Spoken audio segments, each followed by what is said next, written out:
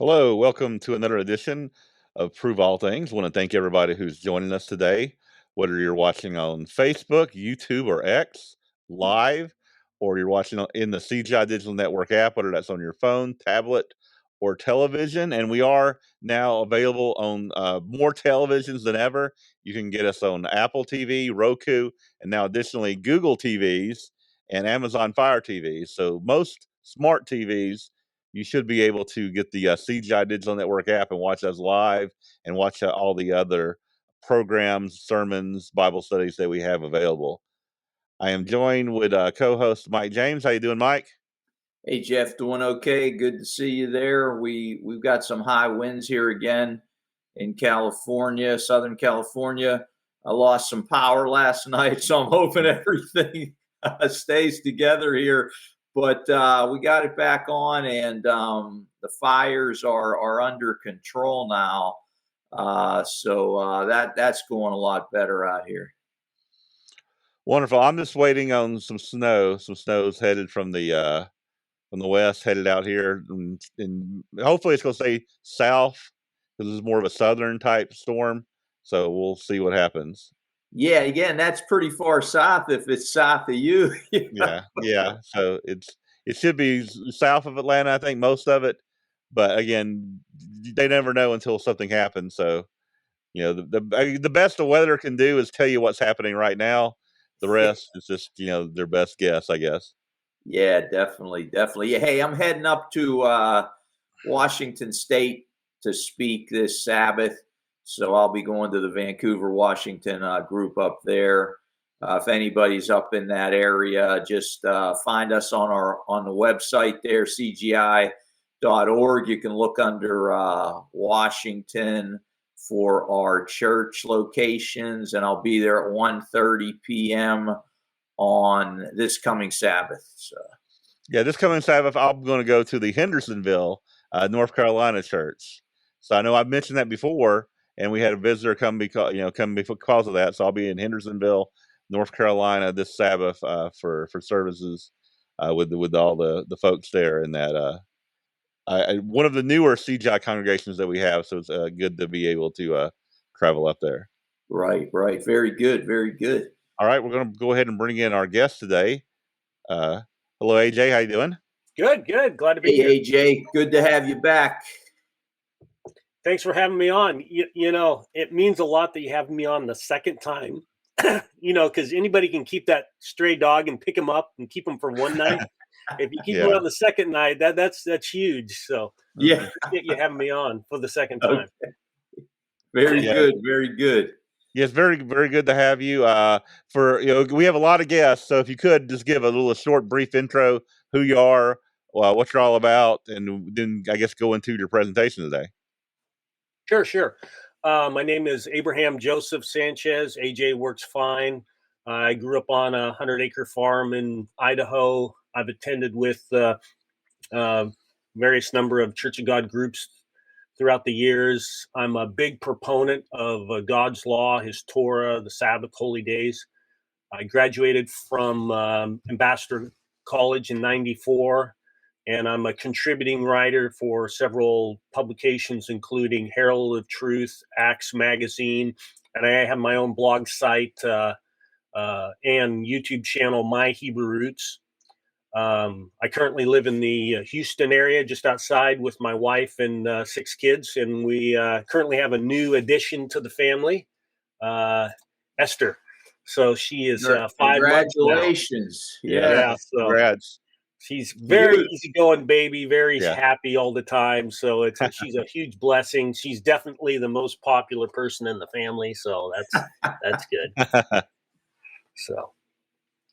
All right. Well, glad to have you back. And again, congratulations on the new family member. Thank you. I would like to talk today about the Torah, the first 5 books of Moses, the Pentateuch, and a lot of the lies and deceptions that have been said about the Bible, the Hebrew language, and where the Jews got the Torah from. Okay. But if I could talk briefly about deceptions, because there's a lot of lies and deceptions going on. And there's tactics that are being used that is sometimes very hard for us to comprehend. They play these games off our own psychology, and it catches us off guard. It catches me off guard.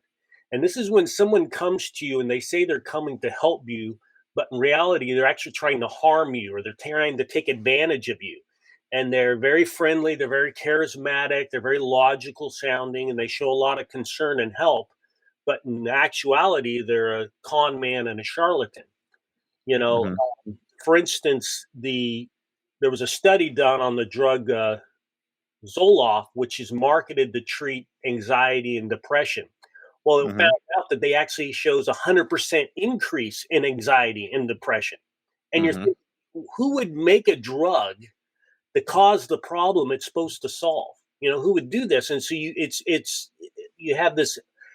They leverage this power of disbelief.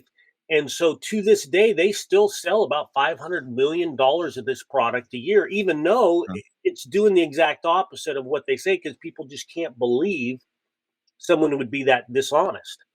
You know, it's like the Inflation Reduction Act. You can't print up more money to solve a problem that was caused by printing up too much money. You know, it doesn't work that way. You know, it's kind of like that friendly telemarketer that calls you up to let you know that your personal information has been compromised, and I just need you to verify your personal information so I can protect it. In reality, he's trying to steal your personal information. And so they leverage this power of disbelief. You can't believe somebody would be doing the exact opposite of what they're saying they're doing.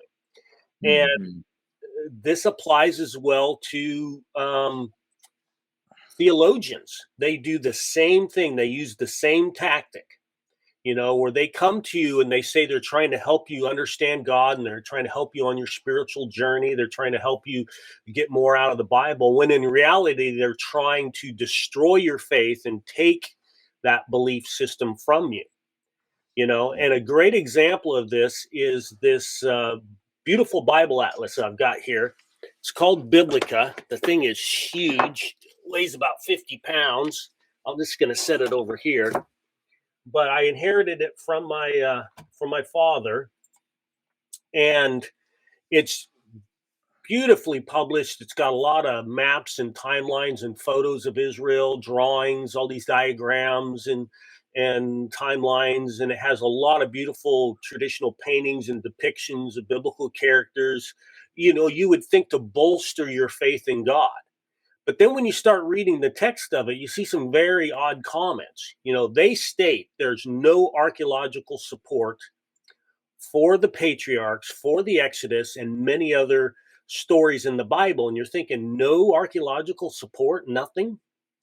And then what's really odd, this is the one that takes you for a loop, is you look at this map here showing the Exodus route from Egypt. And you know, none of these routes actually crossed the Red Sea. And, you know, one thing I remember from Sabbath school, I don't know about you, but I kind of remember the children of Israel crossing the Red Sea somewhere, you know. Yeah. None of these routes actually crossed the Red Sea. And then not only that, if you look on here, it shows the traditional route. The traditional route doesn't even cross the Red Sea. And so you're thinking to yourself, what are you talking about? The traditional atheistic route? Is the traditional route that red one? No, the blue one. The blue one's the traditional. Okay. Let me see if I can zoom in here a little bit so you can see. Yeah. Okay. Yeah, the traditional route, the blue one here, it doesn't even cross the Red Sea. They show it going through this little area over here. Yeah, between the Gulf of Suez and the Red Sea. Okay. Right. So none of the routes actually cross the Red Sea. Yeah, that red one looks like it's at the tip of the Red Sea, is what I was seeing there. Yeah. But once again, it definitely doesn't follow the route that the Bible has. So you're asking yourself, if you have no evidence to go on, nothing, there's no archaeological support to show where the children of Israel left Egypt. Well, wouldn't you think that you would have at least one of these routes follow what the Bible says, since this is a book made to publish to support the Bible, right? Right. I mean, that makes sense. Do you know who is the publisher of this? Or is it a atheist publisher, or what is it? It is no. This guy is he's a theologian from I think it's Trinity University, and they have like 1,200 graduates a year from this place. And so he's a Wow. very decent, well-known theologian. He teaches ministers, and yet he has this book that he's publishing that basically is written by atheists for atheists. And so they come to you trying to help you with your faith in God, but in reality, they're trying to take it from you. And that's what we see. I'm going to show you a quote from my dad's book. And this is the quote it says in here. The Bible, it all began with storytelling. Long before anyone learned to read and write, stories about God were passed along by word of mouth from generation to generation. It is unlikely that the Hebrews were literate, because cuneiform had utilized thousands of symbols. Reading and writing was left to trained scribes. Okay, that whole statement right there is a bold-faced lie, and we're going to pick it apart. And the whole thing's a lie. And this is by a theologian who spends his entire life teaching the Bible, and he's teaching graduates. Barry Beazle, Trinity International.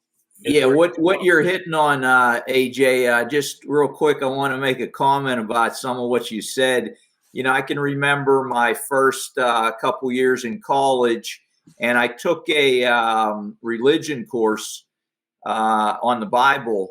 And it was an elective course, and the teacher was using the documentary hypothesis as if it was the truth. Now, at that time, I didn't know what I know now, and everybody in that class didn't know either. We were looking at this professor as the authority on that particular subject. And I think that I want to get this point out there to young people, because we've had issues with college kids going away and being put into turmoil by what they're hearing in college based upon what they learned growing up in the church, that there's lots of different sources out there. You can't believe everyone who's an authority. You need to do research. You need to look at this side and that side and look at things from left, right, and center to get a good feel for various subjects. So I appreciate where you're coming from, because I want to make that known to our young people out there that just because someone has a few letters after their name doesn't mean they're right. Absolutely. So please continue. Yeah, well, most of these seminaries and theologians, no matter what they are, it's just propaganda for either their atheist propaganda or for whatever denomination that sponsors that seminary. They don't look for truth. They just kind of spout propaganda is what I've seen. Oh yeah, and I would agree with you, Jeff, because I've gone beyond there's the phrase, you can only attribute so much to incompetence, and then at a certain point in time you have to assume intent. And unless these guys are really, really stupid, like this Barry Beazle, he's a longtime theologian, and like, for instance, as we're going to go through in this statement that he's making here, okay, cuneiform doesn't use symbols, okay, it's not a symbol base, it's a phonetically based writing system, okay, so that is a very easy lie to debunk, and all these are pretty simple to debunk, and yet, so do you really think this theologian is that incompetent? You really think? Or is he like that phone scammer who's coming to help protect your personal information when in reality he's trying to steal your personal information? And so that's the point I'm trying to make here. I don't think we can assume that they're that incompetent. You know, you have to assume intent at a certain point in time, and that's my point. And it definitely on this the documentary hypothesis is what I'm going to try and go through today. And it basically states that the Hebrews were illiterate till the 9th, 7th, or some even say the 5th century BC. And because they were illiterate for so long, the stories in the Bible were passed down orally, for 1,500 years after these events took place. And when it was finally put down on paper around the time of King Solomon or the Babylonian exile. And not only that, supposedly there were these 4 competing factions that fought over to try and get their theological positions in the scripture. And it was the Jehovahnists, the Aloists, the Deuteronomists, and the priestly sources. And this is also known as the JEDP theory.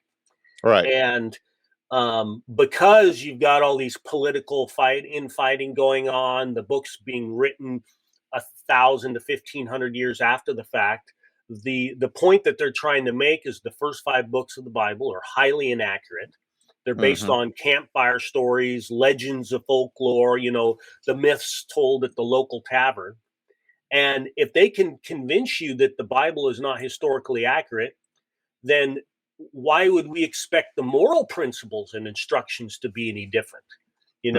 If there's no Exodus and there's no law given at Mount Sinai, then there's no moral instructions, there's no 10 commandments. And that's the goal of these con men, is to try and destroy your faith. And my point is, you can't assume they're that incompetent. And so we're going to go through a bunch of these materials. And we're going to see that the entire documentary hypothesis isn't just a lie, it's a really bad lie. And they push it down the throats. I mean, across the board, the encyclopedias, Wikipedia, Britannica, all these sources all push this documentary hypothesis as though it's just a fact of the matter. Yeah. So they got 5 main arguments that they have. One is that they purport that the Hebrews were illiterate for at least 1,000 years after these events took place, which is obviously a lie. And then secondly, they're saying because the Hebrews were illiterate for so long, the Torah is highly inaccurate, historically inaccurate. And so it's full of all these historical inaccuracies.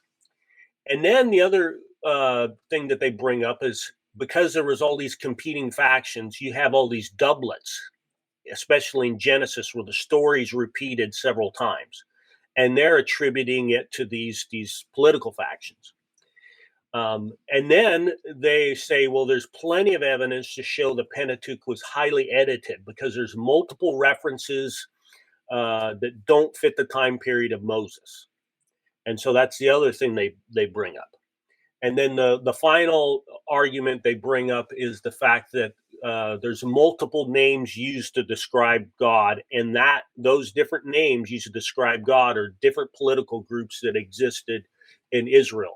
And once again, they're going back to this JEPD theory, the Jehovahnists, the Aloists, the Deuteronomists, and the priestly sources. They all had their preferred name that they wanted to use in order to describe God.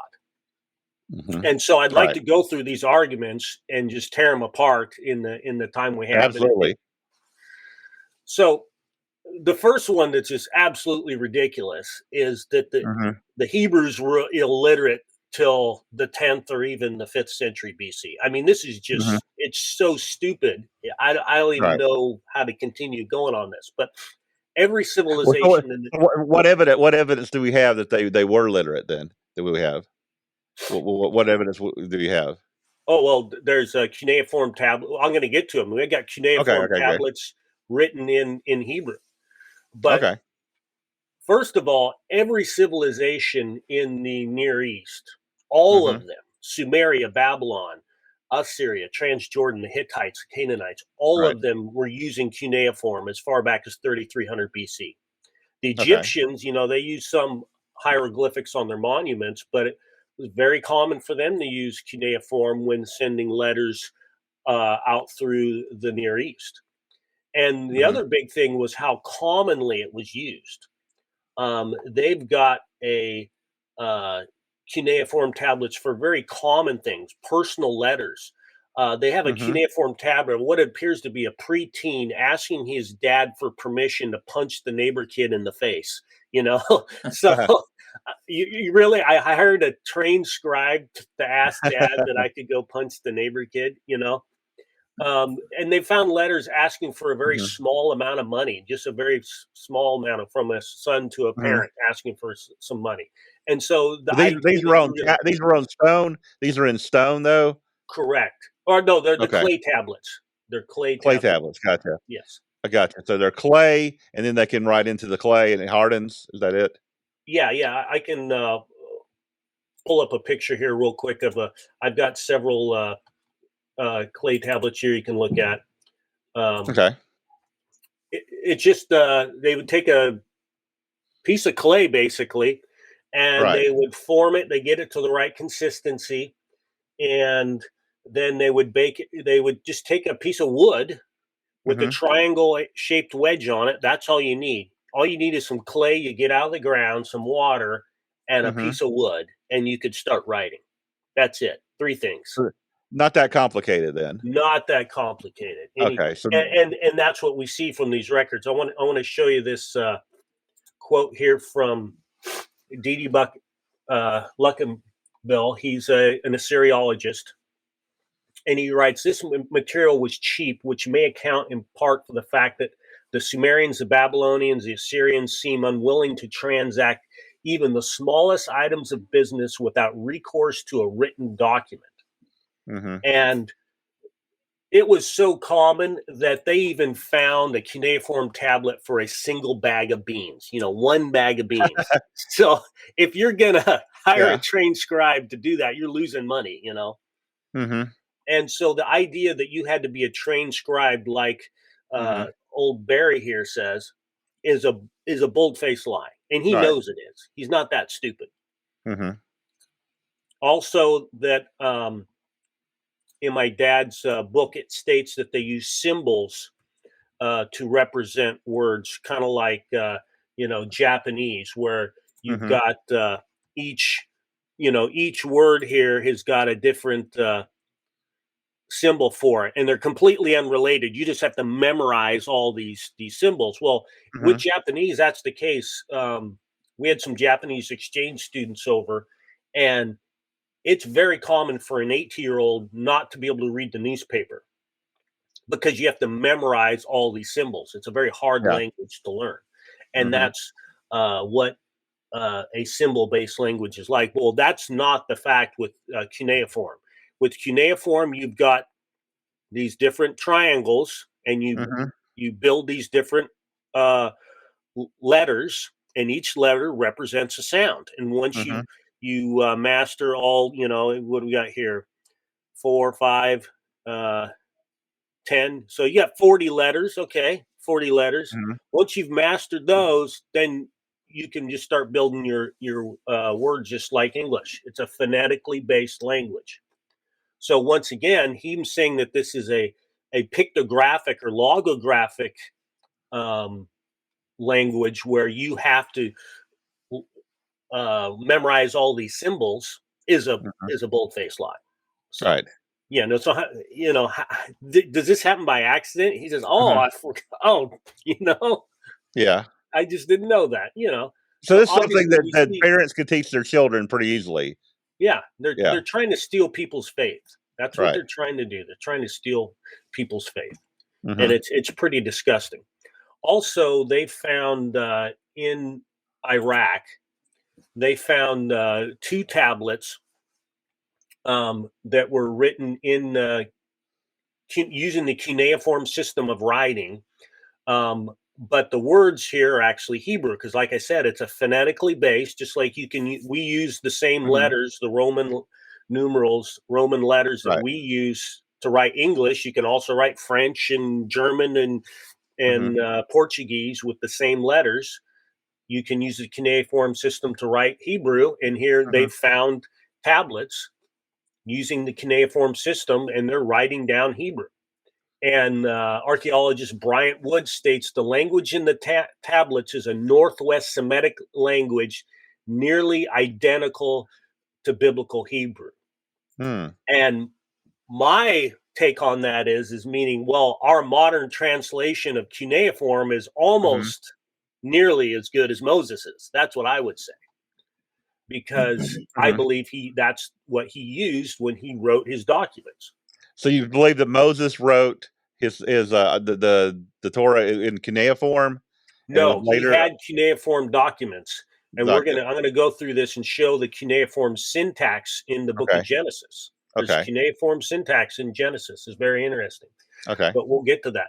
But it's very plausible he's a prince of Egypt, that he knew how to write in cuneiform. Everybody else was. The whole empire was. Right. Also around the 16th century, the Egyptians conquered Palestine, and they placed most all of Transjordan under their control, and they were charging them tribute.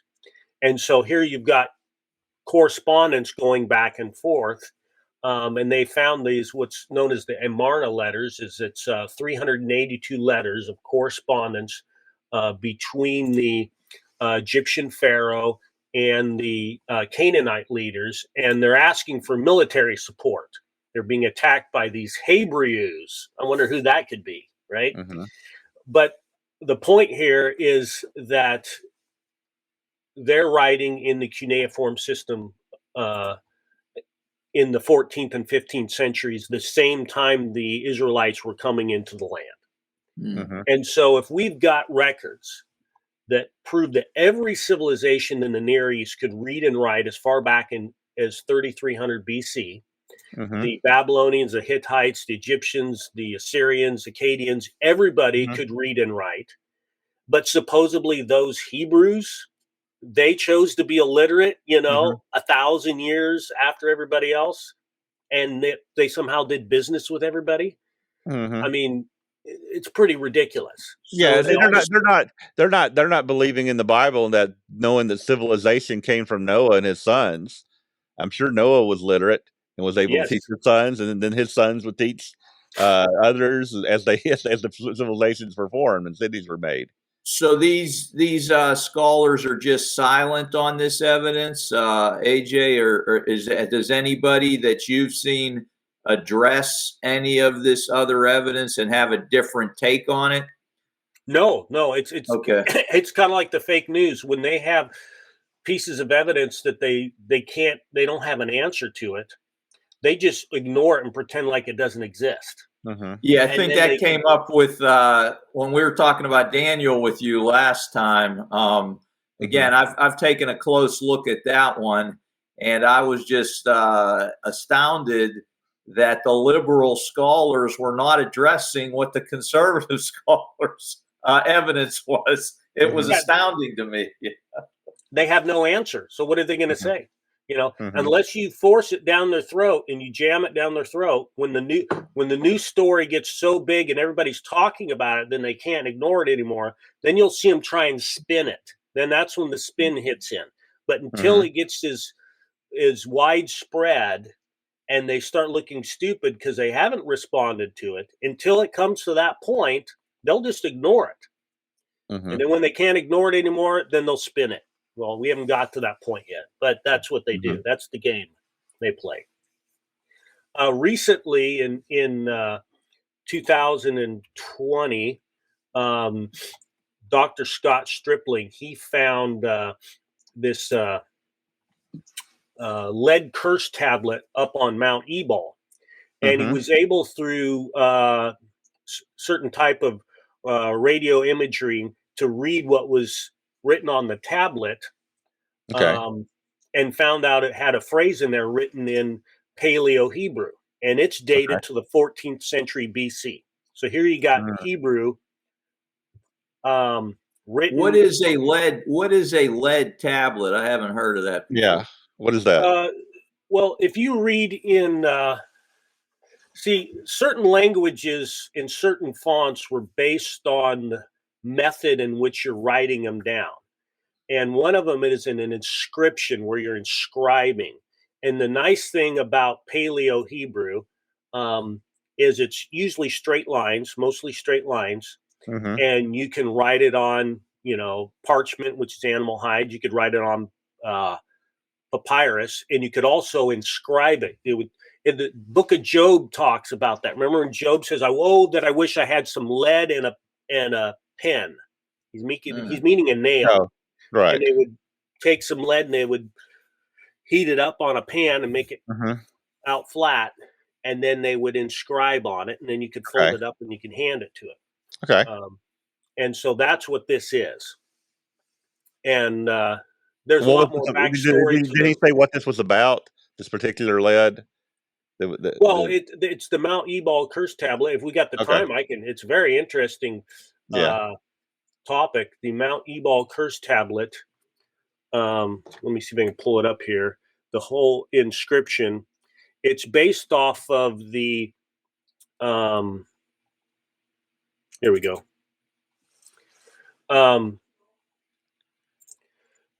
When the children of Israel came into the land of promise, right? They were told by Moses that they were to have two. Let me They were to half the people were to stand on Mount Gerizim, and the other half of people were to stand on Mount Ebal. And then the people on the Mount Gerizim would proclaim all the blessings that would come from keeping the law. And then the people on Mount Ebal would proclaim all the curses that came from keeping God's law, from not keeping God's law, excuse me. Right. And so then they would hand out these little tablets as a physical representation of the curses that it's going to come upon you if you don't keep God's law. Gotcha. And it said they were to build an altar there and give sacrifices to the Lord. And that's probably where they were. Well, that's where they were handing out these lead curse tablets, because they found one of them at that location, at that altar that's described in, I think it's in Deuteronomy 30 and in Joshua chapter 8. Yeah, Joshua chapter 8, verse 30 talks about that whole routine. And so that's what this is. Cursed by God Yahweh, you will die. Cursed, you will surely die. Cursed by Yahweh, cursed. Well, these number of curses goes back to the curses that were in that section of the law.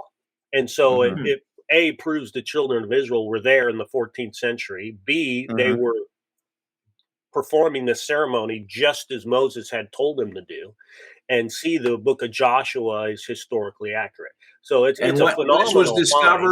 This was discovered when, did you say? 2020. Okay, I thought you said it was pretty recent. Yeah, Dr. Scott Stripling. So again, so you're saying this is really good evidence that they had language they were communicating through written language, right? Because it was written in Paleo Hebrew. So once again, explain to me how the Israelites were illiterate for another 1,000 years, because that's what they're saying. Another 1,000 years, they're living around everybody else that has writing, but supposedly they're illiterate. I mean, it's ridiculous. Yeah. I agree with you. Also, they found these inscriptions in Egypt, right? And they're Egyptian hieroglyphic letters, but nobody could translate them. They made no sense. Well, once again, hieroglyphics is also a phonetic language. It's based on sounds for each of the letters. And finally, somebody realized, hey, if we sound this out using Hebrew, it actually makes sense. And here's the translation you can see. And this is if you use these letters and you assume they're phonetically Hebrew. And it says, the Lord of peace, awesome God of all, great united nation of Egypt. And so here you've got Hebrew being written down using Egyptian hieroglyphics. Once again, so all the other Semitic people all knew how to read and write. And who are these Semitic people that's in Egypt at the time, right? And this dates to the 16th century BC. I got some guesses on that, but I'll let you continue.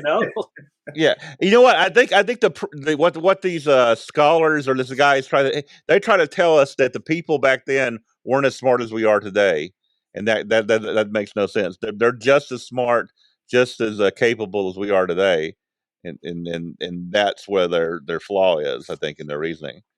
Yeah, and they're just suppressing the truth. They're Right. just suppressing the truth. That's all it is.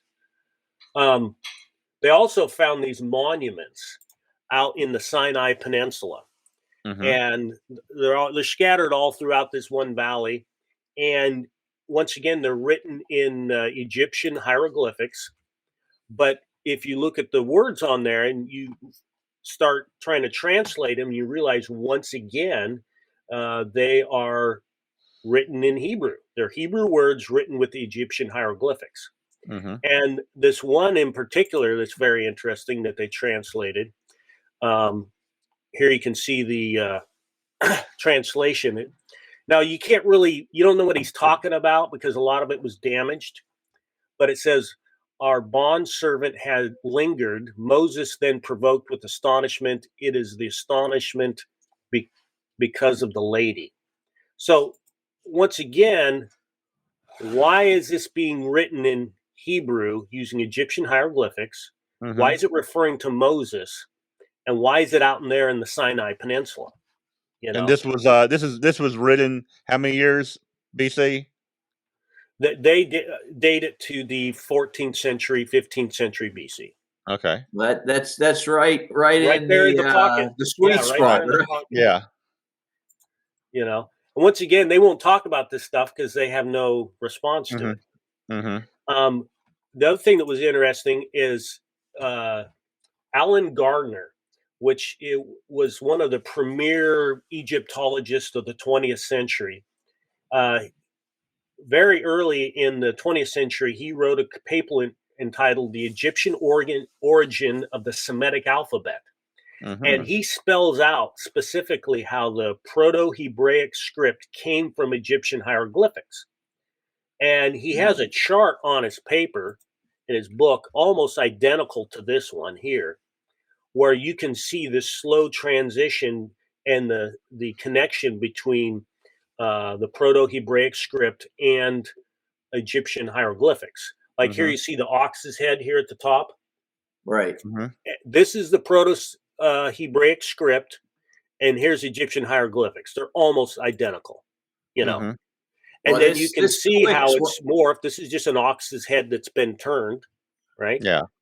And then eventually is where we get our A. Well, the sound aleph is an ox, and that's where that sound comes from. And so obviously they use the cuneiform script, and then they migrated over to using the Egyptian script. And so, and you can see this with 22 of the letters, you can see this slow transition. You know, look at the snake of Resh, you know, or of Nun, excuse me. And then water, you know, Mim is almost identical. As it transfigures over. This also fits in historically when you just look at language, you know, look at the Romance languages and how they're all connected and, you know, very similar. There's words that are the same that are in different languages. So it fits, man. It fits. Yeah. Yeah. And once again, this material's all been buried. Nobody wants to talk about it because they want to push this atheism. And I would really like to hear him explain, you know, this chart to me. Explain those monuments, you know, explain these. And there's quite a few other. They found pots for wine where they've held wine in. Once again, they're written in, the words are Hebrew, but they're using the hieroglyphic script, and they find these in Jerusalem. You know, explain to me how this got here. You know, and they have no explanation. It's, you know, because they just want to push their atheism. My belief is, because most all this stuff has come out just recently, the only reason we have these monuments and those stone inscriptions is only because they were physically too big to bury or destroy. I think there's a lot more evidence out there. You know, if you think about it, the only evidence we have is these huge monuments that are like 10 feet tall. I mean, how are you going to throw that in the back of your pickup truck, and bury it into the landfill so nobody sees it. Mm-hmm. So yeah. Again, there wasn't paper or computers back then, so yeah, it's a lot easier to keep everything we write now. Yeah. So I'm assuming there's a lot of fraud going on here. And Okay. so the bottom line here is it's an utter lie to say that the Hebrews were illiterate till the 10th or 5th century. It's just ridiculous. Mm-hmm. The second argument I'd like to address is that because the Hebrews were illiterate for so long, the Torah, the first 5 books of the Bible, are highly inaccurate, historically inaccurate. They don't Mm-hmm. match the times of the day. And that's what they all stay across the board. We don't know anything about how the patriarchs really lived. We only know about how what the customs were of the people who wrote the narratives, because they superficially imposed these belief practices on these older legends. Well, that's what the founder of the documentary hypothesis, that's what he's said, and that's what they all Mm-hmm. preach. Wellhausen. Yeah, Wellhausen, exactly. Mm-hmm. Well, that's absolutely not the case. It's another great example of one of these lies. I want to read you this quote here from John Bright in his book, The History of Israel. He says, when the traditions are examined in light of the archaeological evidence, the first assertion is to be made that the stories of the patriarchs fit unquestionably and authentically in the middle of the 2nd millennium BC and not in any other later period. And we're going to go through some of these examples and show how specifically these customs, especially of the patriarch period, they're not the customs of the Israelites after the law was established or even later on. These are Mm-hmm. specifically customs that were only used in Mesopotamia, Mm-hmm. and that the Jews really don't know a lot of them mean, because these records have all been lost. It's only been recently, since we've dug up these cuneiform tablets, the Mari letters, the Nuzi letters, several other clay tablets. We start learning about these practices, Hammurabi's code. We start learning about these customs of the people in Mesopotamia and the Near East. And then we realize, oh yeah, this is how Abraham operated. If it's we have to operate in the law of the land. And that's where we realize that, okay, their customs of the patriarchs fit in this time period and not in any other. Here's a quote here from William F. Albright, and he says, the narratives of Genesis dealing with Abram now may be integrated into the life and history of the time in such surprisingly consistent ways there can be little doubt about their substantial historiography. Meaning, once again, these customs fit in that time period and not in any other time period. And just to give a little context, you tell me if I'm wrong, AJ, with all your study on this, but when you look at Wellhausen and the biblical critics of that time, like the 1800s, that was a big thing at that time, right? Everybody was attacking the Bible. Everybody was, because of evolution, because of all this new knowledge, people thought, oh, this is my opinion. And it went for a while. But as we get into the 20th century, they start to have all these discoveries that now the documentary hypothesis, I mean, in the 1970s, it's been put aside. They've come up with other ideas to try to support it in different ways, like evolution. But you would acknowledge that most scholars agree that Wellhausen's theory is not something we should be teaching exactly that way, even though some still do. No, as far as I know, they all still teach it. I see some of these seminaries. This book of my dad's, it's only 10 years old. Yeah, there's a lot of these professors. Don't you think they've altered?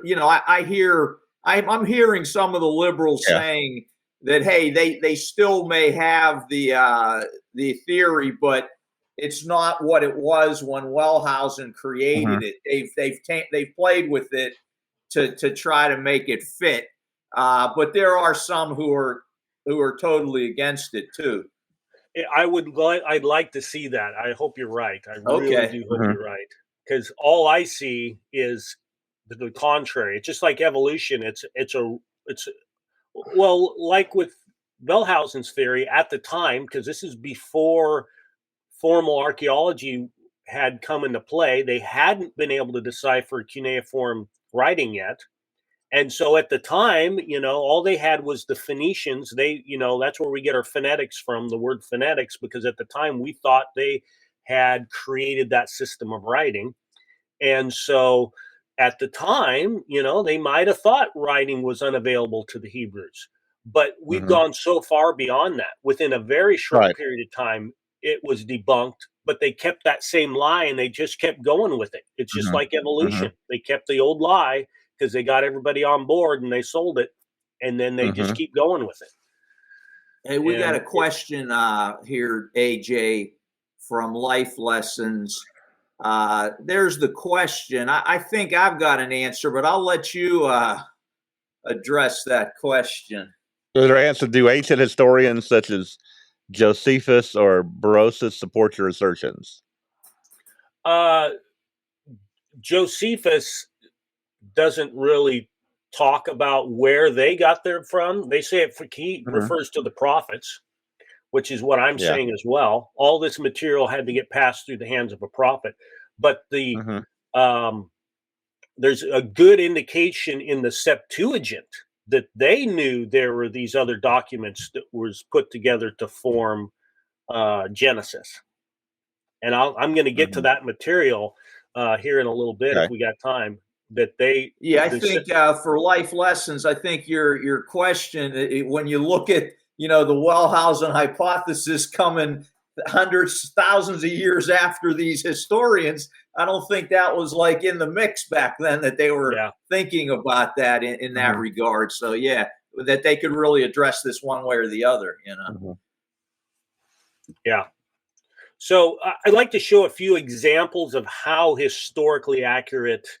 If we have time, I can cut some of these out if we're running out of time, but just showing how historically accurate the New Testament or the Pentateuch is, and especially the book of Genesis. One thing that's kind of interesting is that during the time of the patriarchs,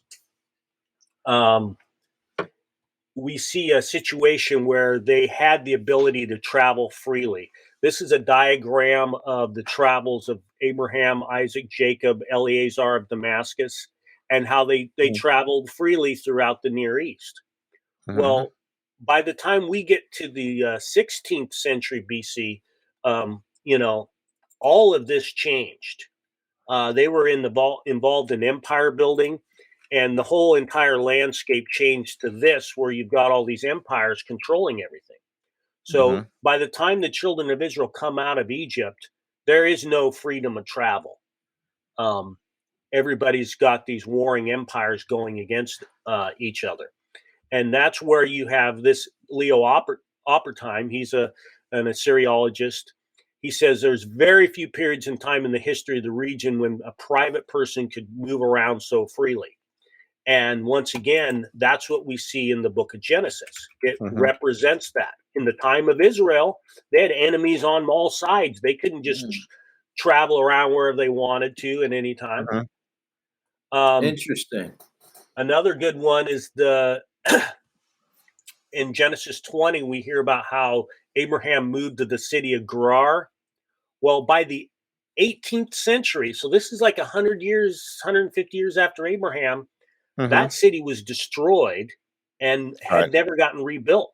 So there's a very short window of opportunity when the city of Gerar could have been occupied, and he could have had this interaction with King Abimelech. Another good one is in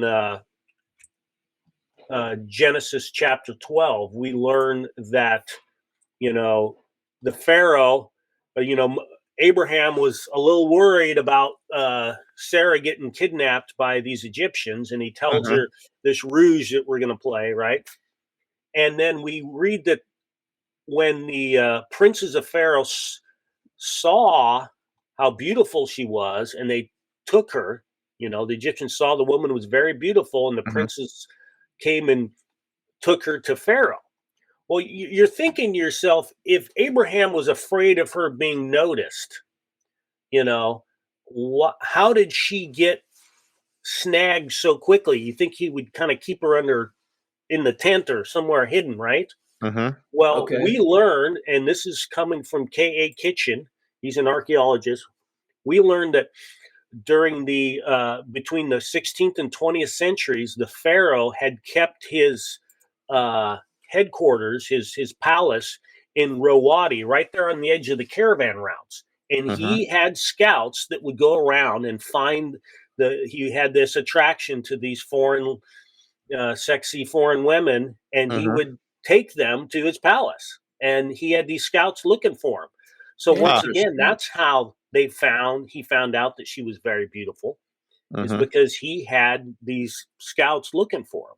And that's why he had moved his palace to Rawadi at the end of the caravan route. And and then after the 16th century, when all this empire building was going on, they moved his palace further inland, to Luxor or other places much further inland for strategic reasons. But during this period, and only this time period, he's there at Rawadi, and that's where we have the story of Abraham. So once again, very historically accurate.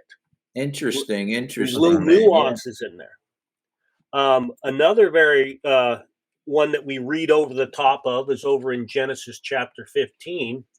And that's where, God's promising this son of promise to Abraham. And he says in verse 2, he says, "What will you give me since I go childless, and the heir of my house is Eleazar of Damascus? Behold, you have given no seed to me, and lo, one born in my house is my heir." Now, some questions come up. Why is Eleazar of Damascus his heir? And why is he referring to him as one born in my house?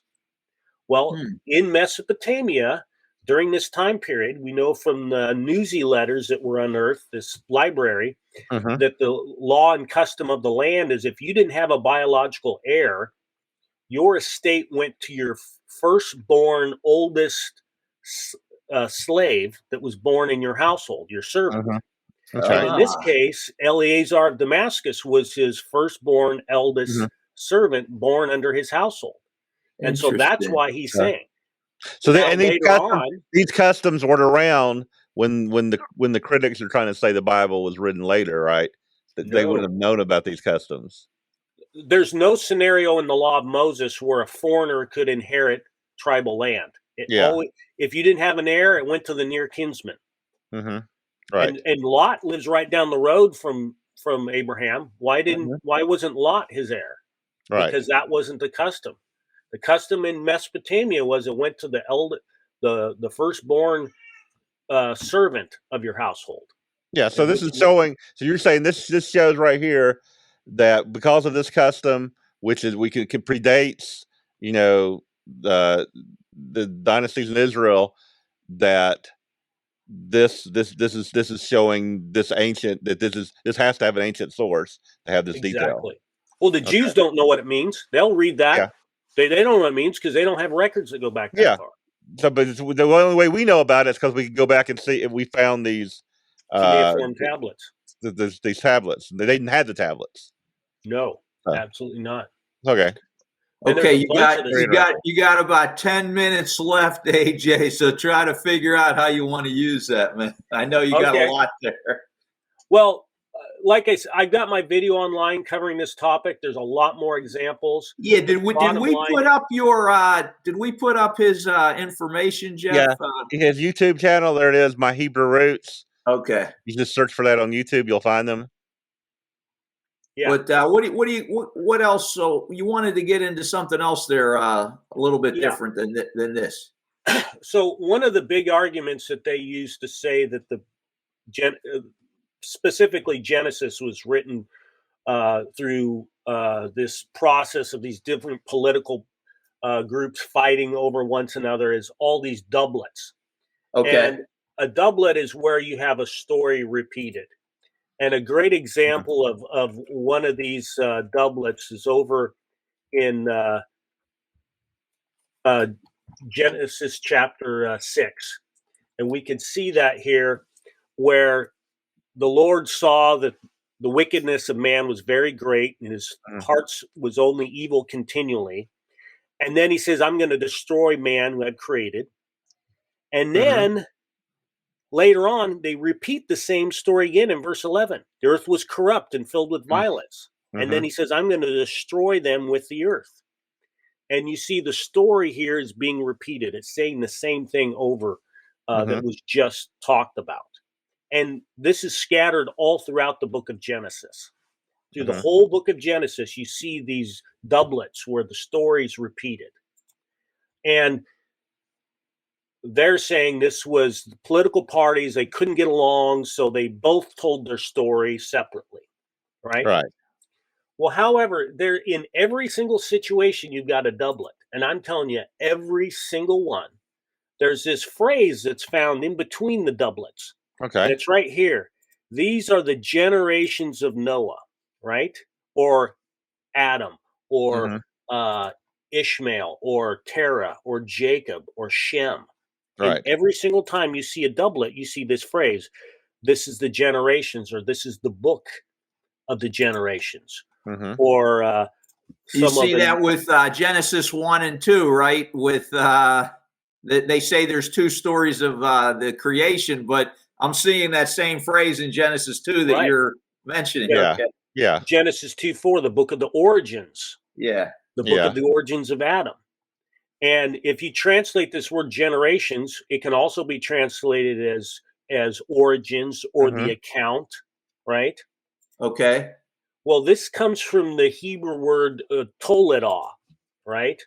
Okay. And it means generations or the account of or the origins of.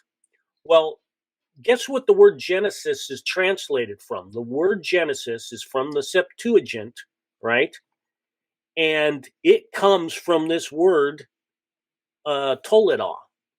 That's what the word Genesis means. It doesn't mean beginnings. You know, in the beginning, God created the heavens, the earth. That's not where it comes from. It means the origins or the account of.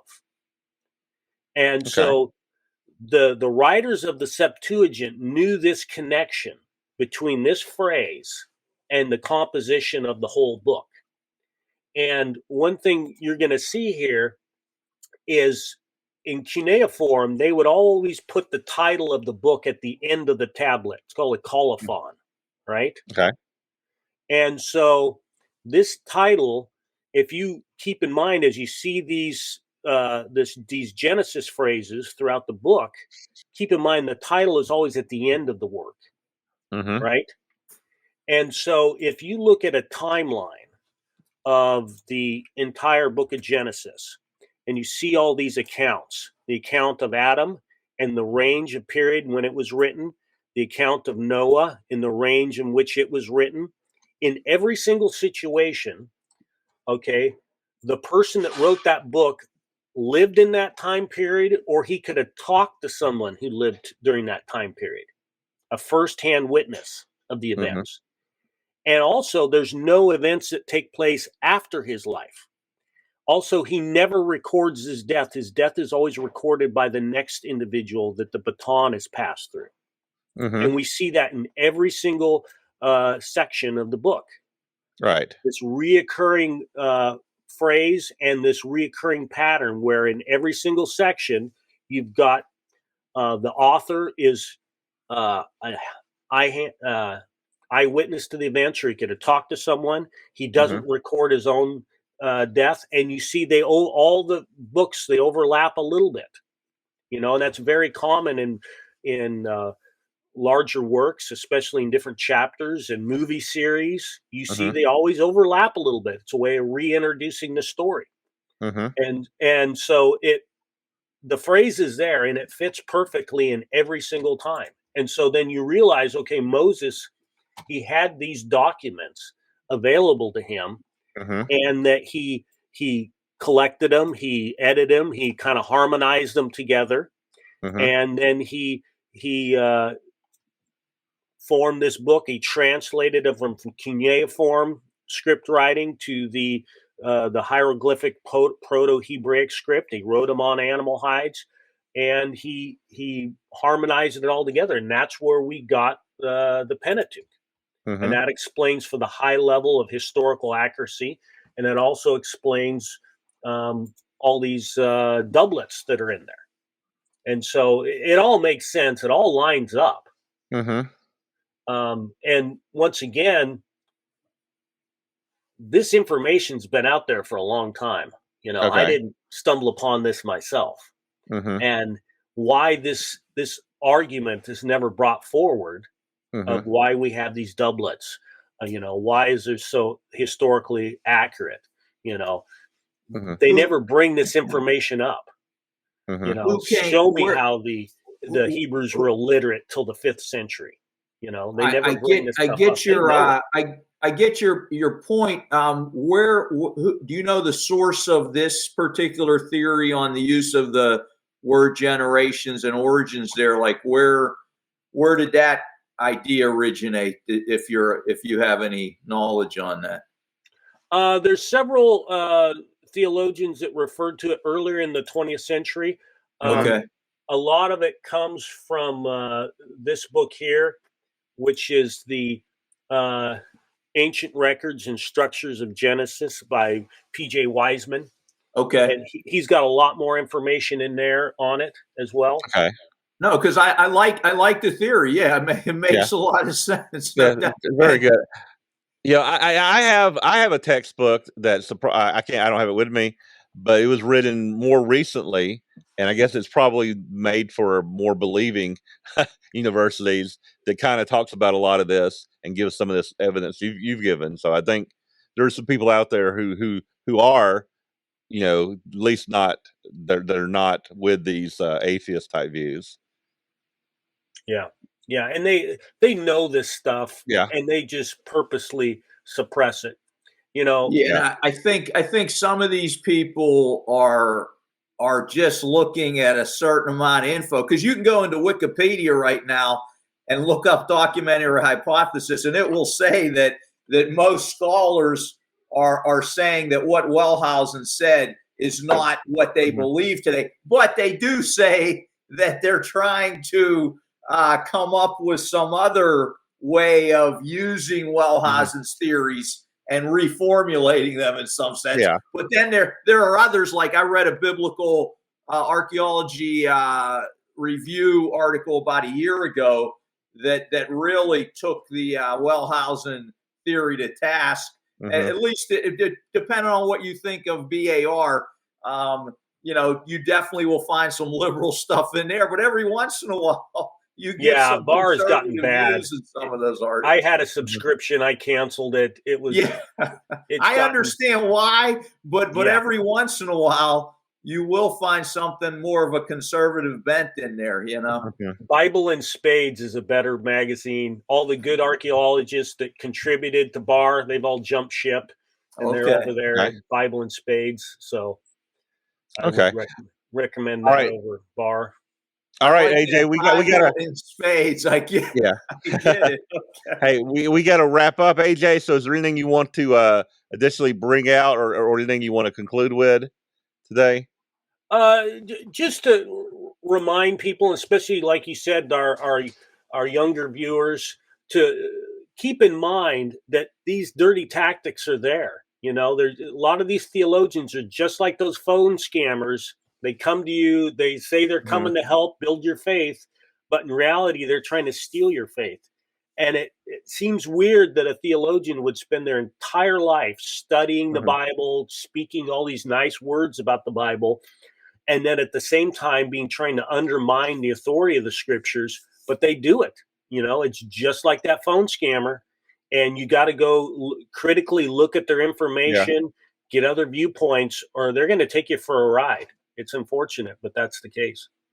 Yeah, I guess as Christians, we have to be critical thinkers. We can't just accept the book just because that's what it says. you got to know what is their motivations, who wrote this, those things that we should be wary of. So thank you for bringing this out to us today, AJ. Yeah, No problem. good stuff, man. Yeah. Learned a lot. Thank you. We're gonna get you back, okay, with another subject. Okay. All right. I'll try All and right. have less information next time, so I'm not getting so. It's okay. Hey, again, no, if you think you've got enough for another program, we can push this out.